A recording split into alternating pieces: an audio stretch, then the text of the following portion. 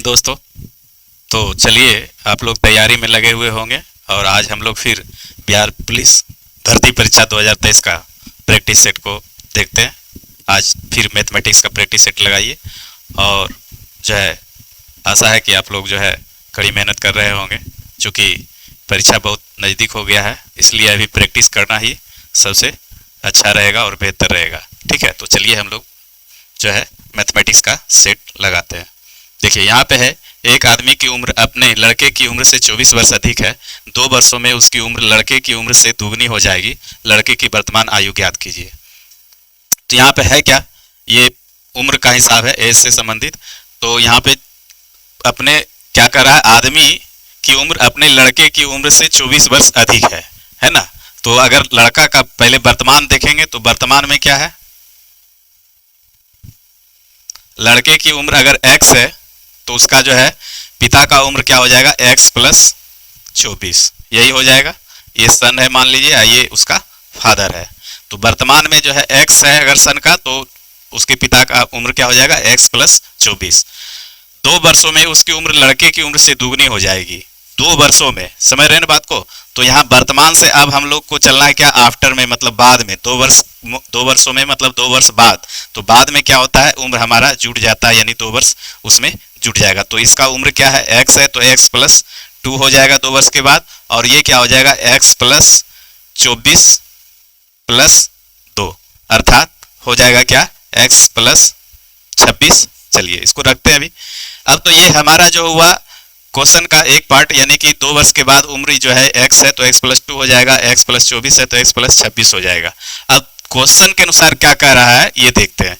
2 वर्षों में उसकी उम्र लड़के की उम्र से दुगनी हो जाएगी, यानी किसकी उम्र, तो वो उसके पिता की उम्र है ना। पिता की उम्र जो है क्या होगा, लड़के की उम्र से दुगनी हो जाएगी, यानी कि लड़का का जो उम्र होगा वो उसका उम्र से 2 गुना हो जाएगा, किसका, जो है उसके पिता का। तो लड़का का उम्र अगर x प्लस 2 है तो इसका 2 गुना कर दीजिएगा, तो ये उम्र क्या हो गया, ये पिता का उम्र हो गया। और ये भी आपके पास दिया हुआ है पिता का उम्र x प्लस 26, दोनों आपस में बराबर हो गया। क्योंकि लड़के का उम्र x प्लस 2 था तो इसको दुगना कर दिए, तो ये भी पिता का उम्र निकल गया और ये पिता का उम्र ऑलरेडी है ही। अब इसको कैलकुलेशन कर दीजिए, तो ये 2x प्लस 4 बराबर x प्लस 26। अब होगा क्या, 2x में से x चला जाएगा तो आपके पास बच जाएगा x, और x बराबर 26 में से 4 चला जाएगा तो 22। ये हमारा रिजल्ट हो गया x का। तो x है क्या, तो ये लड़के का वर्तमान उम्र है। तो लड़के का वर्तमान उम्र x है। खोज क्या रहा है, लड़के की वर्तमान आयु, यही खोजा जा रहा है। तो लड़के की वर्तमान उम्र अर्थात लड़के की वर्तमान उम्र 22 वर्ष, यही आपका रिजल्ट हो गया। ऑप्शन नंबर डी, यानी डी फॉर डाउट क्लियर। चलिए आगे की ओर चलते हैं हम लोग।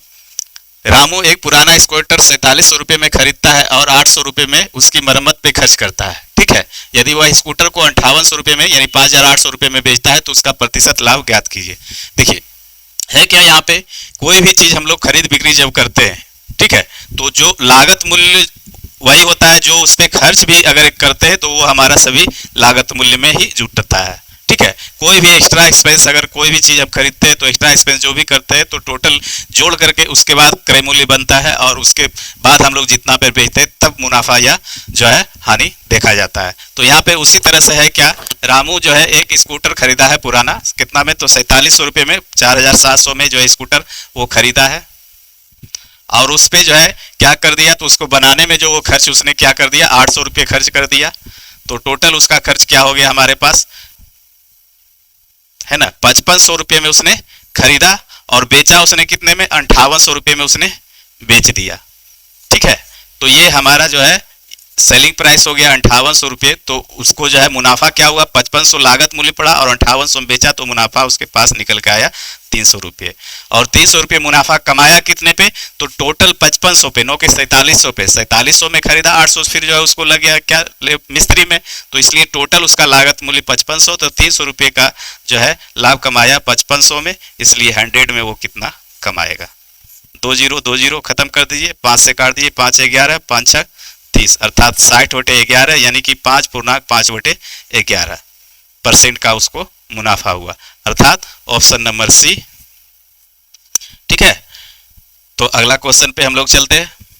यदि a माइनस बी बराबर 3 और a square plus B square बराबर 29 तो a b का मान ज्ञात करें।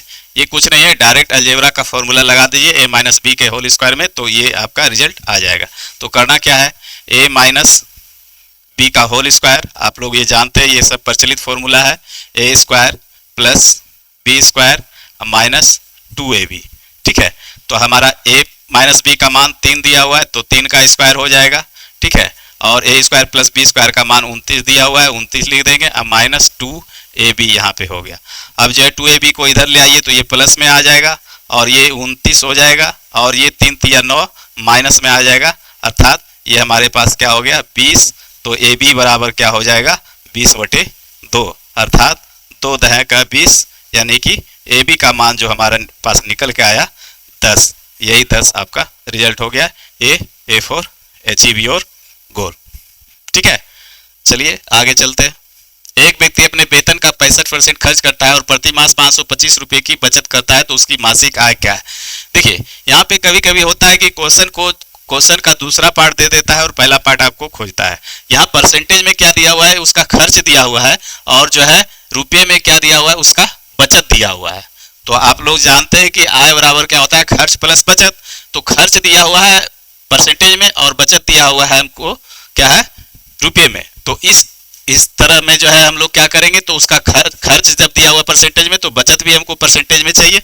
तो हमारा जो है परसेंटेज का हिसाब हमेशा 100% मान करके चलते हैं। तो 65% अगर खर्च है उसका, तो बचत हमारे पास क्या निकल के आएगा 65 5 70 30 100, यानी 35% उसका क्या हो गया, ये बचत हो गया, है ना। यानी 100 माइनस 65 कर दीजिएगा तो हमारे पास ये बचत निकल के आ जाएगा 35%। और वास्तव में बचत कितना है 525 रुपया। 35 परसेंटेज में है लेकिन है क्या रुपये में 525। ठीक है, अब जो है तो 35% तो उसकी मासिक आय, तो मासिक आय हमेशा 100% होता है, तो 100% का मान निकाल दीजिए, यही उसकी आय हो जाएगा। तो क्या हो जाएगा 525 गुने 100/35। ठीक है, अब इसको काट दीजिए, 5 सते 35, 5 एकम 5, बचे 25, बचे 25, 15 सती 75 से 15, यानी कि 1500 रुपया उसका जो है मासिक आय क्या था, 1500 रुपया उसका वेतन था टोटल, है ना। उसका इनकम जो था 1500 रुपये था। इस तरह से ऑप्शन नंबर क्या आ जाएगा B for best of luck. चलिए, उम्मीद है कि समझ रहे होंगे। देखिए, चीजें अगर समझ के बनाइएगा तो कोई उसमें ज्यादा ओलझोल नहीं है, लेकिन अगर आपको बेसिक नहीं रहेगा, पीछे का चीज आपको पता नहीं रहेगा तो फिर परेशानी होगा। चलिए आगे चलते हैं। ए बी और सी की दक्षताओं का अनुपात 4:5:3 है। एक साथ काम करने पर वे तीनों उस काम को 25 दिनों में पूरा कर लेते हैं। ए और सी दोनों मिलकर 35% काम को कितने दिनों में पूरा करेंगे। तो टाइम एंड वर्क का ये हिसाब है, और इसको हम हमेशा कर रहे हैं कि एक ही फॉर्मूला उसके लिए हमेशा याद रखिए, क्या, इफिशिएंसी इनटू डेज बराबर वर्क, यानी क्षमता गुने समय बराबर काम। उसी पे इसको भी निपटाएंगे। तो है क्या हमारे पास ए और बी और सी, 3 व्यक्ति है और उसका क्षमता दिया हुआ है कितना 4, 5 और 3। ये क्या है, क्षमता है ना। यहाँ पे तीनों का ये क्षमता दिया हुआ है और डेज पता नहीं है, तो डेज जो है वो वही पता करना है। तो और क्या दिया हुआ है, उस काम को तीनों मिल करके 25 दिनों में कर सकता है, यानी कि ए प्लस बी प्लस सी अगर तीनों मिल जाए तो उस काम को क्या कर सकता है 25 दिनों में निपटा सकता है। ठीक है, डेज ये तीनों का डेज दिया हुआ है। तो हम ये भी देख सकते हैं कि काम वो तीनों कितना कर रहा है, तो तीनों का क्षमता देख लेंगे, 4 + 5 + 3, 5 × 9 3 12, तीनों का क्षमता अगर जोड़ दिया जाए तो 12 हो गया। और जो है डेज अगर 25 है तो वर्क हमारा निकल सकता है, वर्क बराबर क्या होता है इफिशिएंसी इनटू डेज, यानी 12 गुने 25 अगर कर देंगे तो हमारा वर्क निकल जाएगा। ये हो जाएगा क्या 12 × 25 60, 12 × 24 34, यानी 300 उसका वर्क, यानी काम वो तीनों मिलकर के अगर एक साथ कर रहा है तो कितना काम कर रहा है 300 भाग काम कर रहा है। ठीक है, 300 भाग काम कर रहा है, लेकिन काम कराना क्या है ए और सी से, और काम लेकिन कराना है कि टोटल काम नहीं, 35% काम ही कराना है। ये भी चीज ध्यान रखिएगा, ए और सी से कराना तो है लेकिन 35% ही काम कराना है। तो सबसे पहले हम लोग 35% देख लेते हैं। इसका 35% काम क्या होता है, 300 का 35% काम अगर निकालेंगे तो 35/100, अर्थात 105 वर्क अब हमको कराना है। किससे कराना है? तो ए और सी से कराना है, 105 काम ही कराना है। अब ध्यान दीजिए, तो ए और सी, तो ए और सी का एफिशिएंसी क्या है? ए और सी का पहले एफिशिएंसी देखते हैं। ए और सी का एफिशिएंसी 4 और 3 है, अर्थात दोनों मिल करके अगर काम करे तो एक दिन में 7 यूनिट काम कर सकता है, 7 भाग काम कर सकता है। काम कराना कितना है? 105 वर्क, तो डेज क्या निकल जाएगा? ए प्लस सी का डेज जो निकल के आएगा हमारे पास, वर्क में जो है इफिशियंसी का भाग दे देंगे, तो 105 में भाग दे देंगे 7 का, तो यही डेज निकल जाएगा ए और सी का, यानी कि 15 दिन में वो काम समाप्त कर देगा। ए और सी अगर काम करेगा, काम का 35% भाग अगर काम करवाना हो ए और सी से, तो 15 दिनों में काम खत्म कर देगा, है ना। इस तरह से आप चीजें को समझ गए होंगे, उम्मीद है। तो ये ऑप्शन जाएगा 15 दिनों, यानी B for best of luck. चलिए अगला क्वेश्चन पे हम लोग चलते हैं। मजदूरों के एक समूह ने एक कार्य को 30 दिनों में पूरा करने के लिए अपनी सेवाएं दी। यदि उनमें से 15 मजदूर नहीं आए और कार्य 45 दिनों में पूरा हो सका, तो उस समूह में आरंभ में मजदूरों की संख्या क्या थी? देखिए ये भी क्या है? टाइम एंड वर्क का ही है, समझिए हिसाब। और ये है क्या? ये जो जाएगा ये MDH फॉर्मूले पे जाएगा, MDH मैन डे आवर बटे वर्क, काम, इस फॉर्मूले पे इसको ले जाएंगे। तो क्वेश्चन का कहने का अर्थ क्या हुआ है? देखिए हम बार बार कर रहे हैं, क्वेश्चन जब भी आप पढ़िए तो उसको अपने तरीके से समझने का प्रयास कीजिए। क्वेश्चन को क्वेश्चन की भाषा में नहीं, अपनी भाषा में हम उसको समझते हैं। क्वेश्चन क्या कहना चाह रहा है? कहना ये चाह रहा है कि जो है 30 दिनों में कोई एक मजदूर का जो है टुकड़ा या एक मजदूर का वर्ग जो था, जो कि ठिका लिया कि 30 दिन में हम काम कर देंगे, लेकिन हुआ क्या? 15 मजदूर जो है, टोटल जितना मजदूर था उसमें 15 मजदूर नहीं आया, और जिसके कारण जो है 45 दिनों में वह काम पूरा हो सका, है ना। तो पहले मजदूर की संख्या स्वाभाविक है अधिक रहा होगा, इसीलिए वो बोला कि 30 दिन में कर देंगे, लेकिन उसी में से 15 मजदूर नहीं आया, जिसके कारण जो है काम 45 दिन में पूरा हो सका। तो वही पूछता है कि आरंभ में कितना मजदूर जो है उसको काम करने का ठिका लिया था, यानी आरंभ मजदूरों की संख्या। तो मान लीजिए पहला आरंभ में जो मजदूर था, पहले जो है एक्स मजदूर था, या ऐसा करते हैं एम मजदूर मान लेते हैं, ठीक है। M1 मजदूर था जो कि ठिका लिया कि हम कितना दिन में कर देंगे, तो 30 दिन में। तो M1, M के जगह पे M1 और डे फॉर 30 दिन, 30 दिन में उसने काम करने का ठिका लिया था, ठीक है। एक काम है ना। और हुआ क्या? M1 मजदूर आना था, लेकिन आया कितना? M1 माइनस 15 मजदूर आया, यानी कि टोटल M1 मजदूर आना था, लेकिन आया 15 मजदूर ही कम, तो इसलिए M1 में से 15 मजदूर घटा दिए। अब जो है ये काम किया कितने दिनों में? 45 दिनों में। ये आपका रिलेशन जब बिठा लीजिएगा तो हिसाब बन जाएगा, है ना। अब काट दीजिए, 15 दूना 30, 15 तिया 45। अब सिंप्लीफिकेशन कर दीजिए इसको, M1 यानी 2M1 हो जाएगा, है ना। अब बराबर ये क्या हो जाएगा? 3M1 और माइनस 45।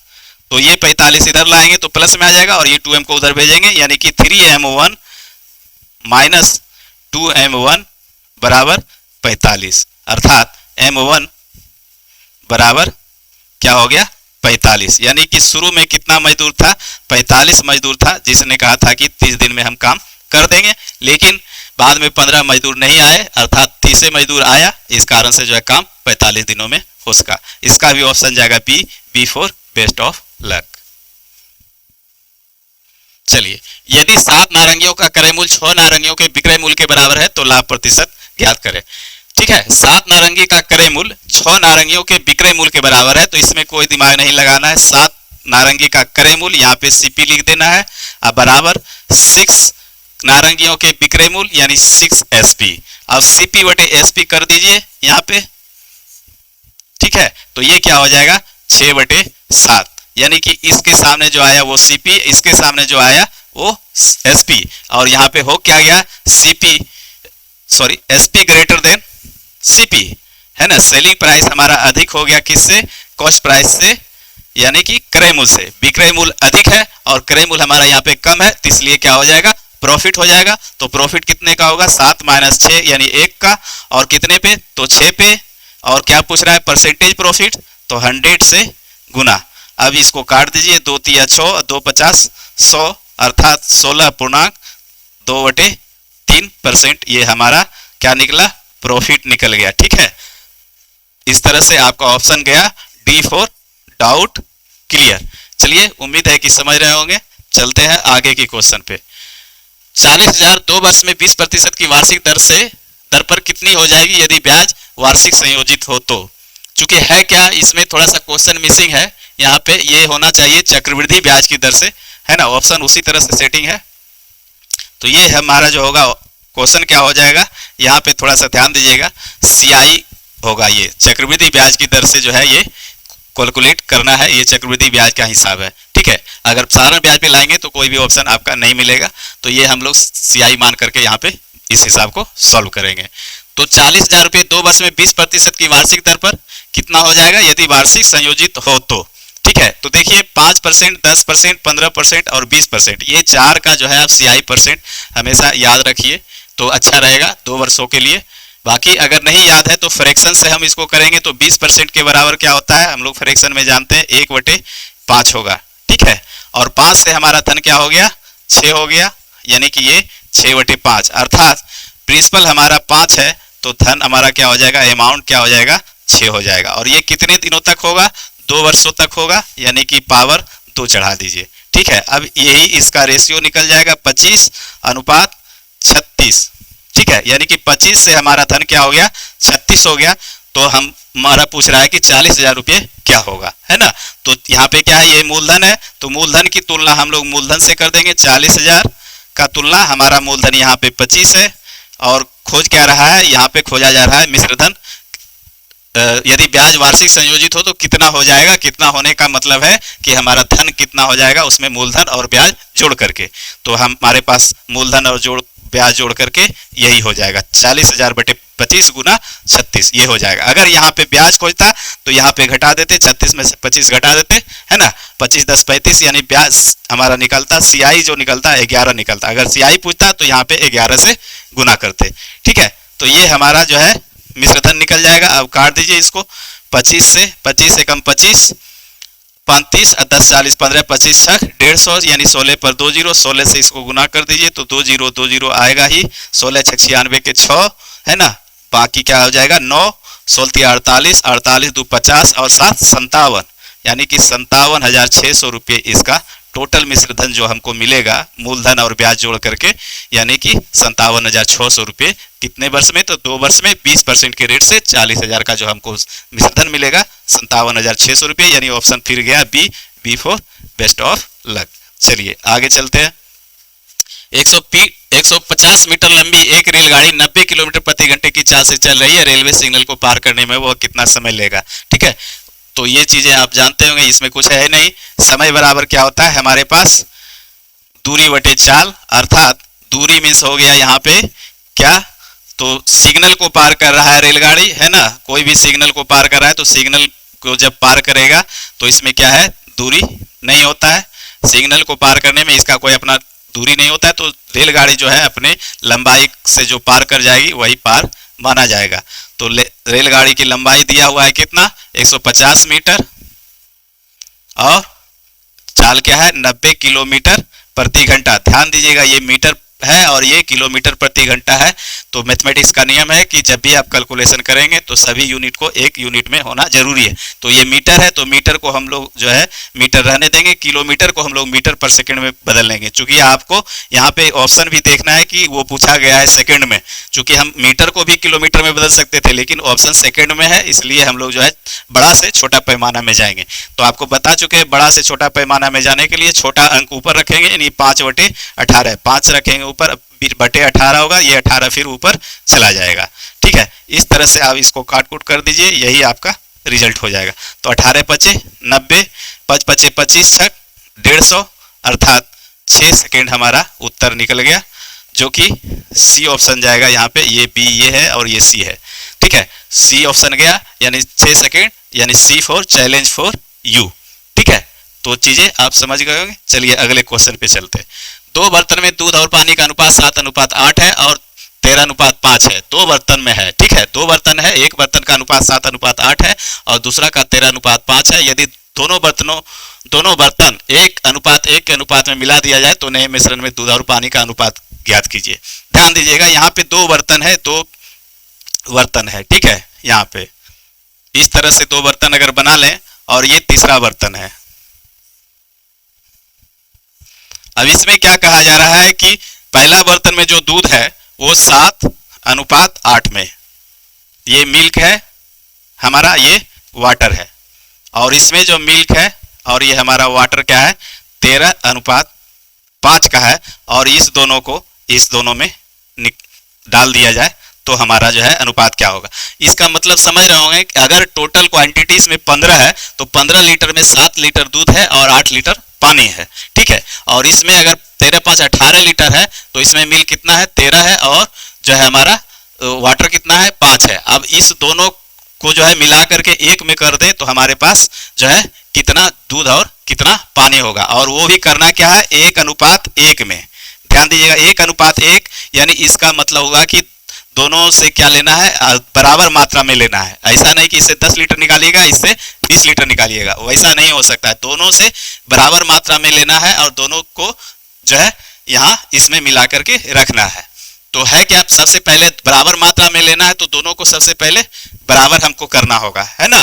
तो यहाँ पे ध्यान दीजिएगा, तो ये 8, 7, 15, यहाँ पे योग क्या है, ये हमारा अनुपात का योग जो है 15 है, और यहाँ क्या है 13×5 18, तो यहाँ पे 18 लीटर है सपोज दैट मान के चलिए, और यहाँ पे 15 लीटर है, तो बराबर तो है नहीं, तब क्वांटिटी फिर जो है गड़बड़ हो जाएगा। तो इसके लिए हम लोग क्या करेंगे दोनों को बराबर कर लेंगे। तो अगर 15-18 का एलसीएम ले लीजिए तो भी, और नहीं तो डायरेक्ट 15 और 18 से आप गुना भी कर सकते हैं, ठीक है। तो हम लोग क्या करते हैं जो है डायरेक्ट गुना ही कर दीजिए, ठीक है, और नहीं तो एलसीएम ले लीजिए, एलसीएम भी आप ले सकते हैं। 18-15 का एलसीएम अगर निकालना हो तो 90 हो जाएगा, तो 90 से इसमें गुना करना पड़ेगा, ठीक है।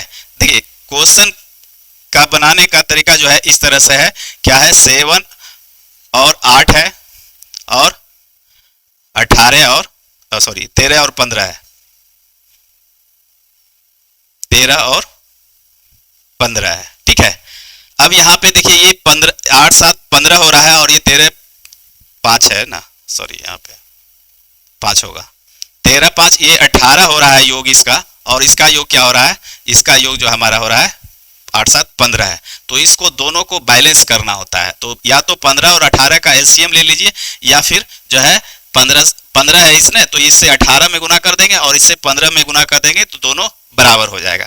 तो चलिए हम लोग यही करते हैं, क्रिया सीधी सी क्रिया करते हैं, यहाँ 18 से गुना कर दें, ठीक है, और इससे जो है 15 से गुना कर दें इसमें, तो दोनों बराबर हो जाएगा। 18 सते 26 से, 18 44 से 144, ठीक है, और इसको 15 से गुना कर दीजिए तो ये हमारे पास क्या हो जाएगा 15 45 के 5 बाकी में 4, 15 का 15 4 19, 195, अब 15 5 75। अब देखिए दोनों को जोड़ेंगे तो क्वांटिटी हमारा क्या हो जाएगा बराबर हो जाएगा, ठीक है। 6 4 10 के 0 और 4 2 6 1 7 के 7 और 2 के 2 270 लीटर, और ये जोड़िए 5 5 10 के 0 और 9 7 16 1 17 के 7 बाकी में 1 270 लीटर, यानी दोनों हमारा क्या हो गया क्वांटिटी ये दोनों का बराबर हो गया, दोनों में से 270 लीटर हो गया। तो जब भी निकालेंगे तो मात्रा बराबर निकलेगा, 5 लीटर उससे भी निकालेंगे तो 5 लीटर इससे भी निकालना है 10 लीटर। अब यहाँ पे देखिए ये हमारा पहले बर्तन में हमारा मिल्क है और ये दूसरे बर्तन में वाटर है, सॉरी पहले बर्तन में मिल्क ये हो गया और ये वाटर हो गया, ये जो है हमारा ये पहला बर्तन है और ये हमारा क्या है दूसरा बर्तन है, ठीक है। तो अब ये बराबर निकालना ही है तो हम 270 लीटर दोनों से निकाल रहे हैं, कोई दिक्कत नहीं। देखिए 1:1 का मतलब यहाँ पे कुछ भी रख दीजिए, अगर समान अनुपात है तो बात उतना ही होगा। 270 हुआ तो क्या होगा ये कट करके फिर 1:1 ही होगा। अगर हाफ लीटर यहाँ भी है और हाफ लीटर यहाँ भी है तो उससे क्या होगा यही 1:1 ही होगा, यानी दोनों से बराबर मात्रा में निकालना है। दोनों तरफ अनुपात में संख्या बराबर रहे तो समझ जाइए कि दोनों से मात्रा हमको बराबर निकाला है। कुछ भी हो सकता है 1:1, 4:4, 270:270 जो भी हो सकता है, अगर दोनों तरह अनुपात बराबर है तो यानी कि बराबर मात्रा में हमको निकालना है, ठीक है। तो यहाँ पे हम लोग जो है क्या करेंगे, अब यहाँ पे पहले बर्तन में मिल्क 126 और दूसरे बर्तन में 195, तो दोनों को अगर मिल्क जोड़ दिए तो 6 5 11 के 1 बाकी में 1, 9 1 10 2 12 के 2 बाकी में 1 1 1 2 1 3 321 इससे निकलेगा, है ना। दोनों निकल के आया 321 लीटर और इससे वाटर कितना निकल के आएगा 5 6 9 के 9 7 4 11 के 1 बाकी में 1 219, यानी कि इससे जो है दोनों मिलाकर के पानी जो निकला 219 निकला और दूध कितना निकला 321, है ना। अब जो है इसको काट खोट करना है तो काट दीजिए, कितना से कटेगा 3 7 21 3 3 9 3 कम 3, हाँ 3 एकम 3, 0, 3 सती 21 और 3 सती 21 और 3 तिया 9, यानी 107:73। अगर 12 बराबर मात्रा में निकालेंगे तो ये दोनों से निकलेगा दूध तीसरे बर्तन में जो आएगा 107 और 73 के अनुपात में जो है ये क्या हो जाएगा, मिल्क और वाटर का अनुपात इस तरह से हो जाएगा। तो चीज़ें ये तो हम इतना समझाने के लिए बताए, ठीक है। तो ये इस तरह से हम लोग जो है बनाने का, तो ये 2 लाइन में हिसाब खत्म हो जाता है यहीं तक, लेकिन समझने के लिए थोड़ा सा हम यहाँ पे इसको विशेष रूप में डिटेल कर दिए। ये आपका जो है इस तरह से रेशियो अगर रहे 2 रेशियो और तीसरे बर्तन में डालना हो बराबर मात्रा में, तो इस तरह से सबसे पहले काम क्या कीजिए, इस रेशियो को दोनों को योग का जो है बराबर कीजिए। दोनों का योग जब तक बराबर नहीं होगा तब तक आप जो है उसका रेशियो आप जो है तीसरे बर्तन में मिलाएंगे तो गड़बड़ हो जाएगा, ठीक है। तो इस तरह से दोनों का योग पहले बराबर कीजिए और उसके बाद जो है तो फिर जो है दोनों से अलग अलग क्वांटिटी निकाल सकते हैं या बराबर भी निकाल सकते हैं। जिस तरह का क्वेश्चन पूछे, यहाँ पे बराबर क्वेश्चन पूछा जा रहा था तो बराबर के अनुसार हमने दिखा दिया, ठीक है। तो इस तरह से ऑप्शन आपका जाएगा क्या आ जाए 107-73, यानी कि option number A for achieve your goal. चलिए आगे की ओर चलते हैं अब हम लोग। यदि पेट्रोल की कीमत में 40% की वृद्धि हो जाती है तो इसकी खपत को कितने प्रतिशत 1 दशमलव स्थान तक पूर्णांकित कम किया जाना चाहिए ताकि पेट्रोल पर खर्च समान रहे। कुछ नहीं है, ये भी हिसाब है क्या, पेट्रोल पहले क्या था 40% की वृद्धि कर दिया गया यानी 140 हो गया, है ना, 100 से 40 हो गया और फिर अब जो है मूल्य क्या लाना है, हमको 100 पे ही लाना है, ठीक है। तो कितने परसेंट की कमी करना पड़ेगा, ठीक है। तो 140 में कितना का कमी करना पड़ेगा, 40 की कमी करना पड़ेगा, है ना, 40 की फिर कमी करना पड़ेगा। तो 40 की कमी कितने पे, 140 पे अगुने 100, ठीक है। बातें समझ गए होंगे, क्योंकि 100 से क्या है 40% बढ़ाए तो 140 हो गया, फिर जो है इसमें 40 की कमी करना है हमको, तब 100 पे आएगा, है ना। 140 में 40 रुपए कम करेंगे तब 100 पे आएगा वो। तो इसका मतलब है कि 40 रुपए कम किए कितने पे, 140 पे और गुने 100। अब ये कर दीजिए, यही आपका रिजल्ट हो जाएगा। तो 1 0 से 1 0 खत्म हो जाएगा, 2 दूनी 4 और 2 सती 14, अर्थात 200/7, 7 दूना 14, 26, 60, 7/56, 4 60, कितना हो जाएगा, 7 दूना 14, 26, 60 हो गया, 7/56 और 4 60, 4 सत्ती 7 चौके 28, 7 5 35, 7 6 42, तो 5 बार, तो यानी 28.5। अब फिर लगेगा, कहने का मतलब है कितना आया था वो आपका आ गया था 40, तो 7 5 35, 5 फिर लगेगा 7 49, यानी 28.57। तो 5 से यहाँ पे बड़ा आ रहा है, इसका मतलब हो जाएगा क्या, ये 28.6, यानी कि ये मान जो है क्या 5 से बड़ा होने के बाद इस संख्या को हम 1 बढ़ा देते हैं, ठीक है। 5 से अगर संख्या ये बड़ा है तो ये 1 बढ़ जाएगा, यानी कि 28.6% के लगभग ये आएगा, यानी ऑप्शन नंबर आपका बी जाएगा, ठीक है। ये सेशन कैसा लगा आप जो है हमें कमेंट बॉक्स में कमेंट कीजिएगा, और सेशन अगर अच्छा लगा तो वीडियो को लाइक और शेयर कीजिए। धन्यवाद।